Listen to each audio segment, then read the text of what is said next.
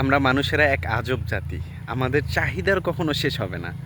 যদি আমি ১০,০০০ টাকা দামের চাকরি করি, মনে হবে যে ২০,০০০ টাকা দামের চাকরি হলে আমার সব চাহিদা পূরণ হবে। কিন্তু না, ২০,০০০ টাকা দামের চাকরি পেয়ে দেখেন তখন আপনার টার্গেট থাকবে ৪০,০০০ টাকা দামের চাকরি, তাছাড়া আপনার চাহিদা পূরণ হবে না।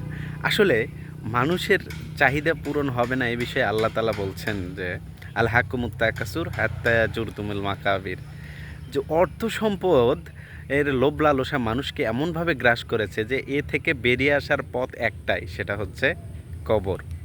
যেদিন কবর হবে আমাদের, সেদিন আমাদের সব লোভ লালসাগুলো সেদিনই শেষ হয়ে যাবে। তার আগে আমাদের লোভ লালসা শেষ হবে না। তাই প্রিয় দিনী ভাই, অল্প অল্প লোভ লালসা করুন। আল্লাহ তাআলা রিজিক বৃদ্ধি করে দিবে ইনশাআল্লাহ। আল্লাহ তাআলার ওপর পূর্ণ আস্থা বিশ্বাস রাখুন। দেখুন আল্লাহ আপনার রিজিকের ফয়সালাগুলো দ্রুত করে দিবে ইনশাআল্লাহ। প্রিয় দিনী ভাই, হতাশ হওয়ার কিছুই নাই। আমাদের জীবন যেমন সত্য, মৃত্যু যেমন সত্য, আমাদের জীবনে বরাদ্দ রিজিকও তেমনই সত্য। প্রিয় দিনী ভাই, আশা করি বুঝতে পেরেছেন। আসসালামু আলাইকুম।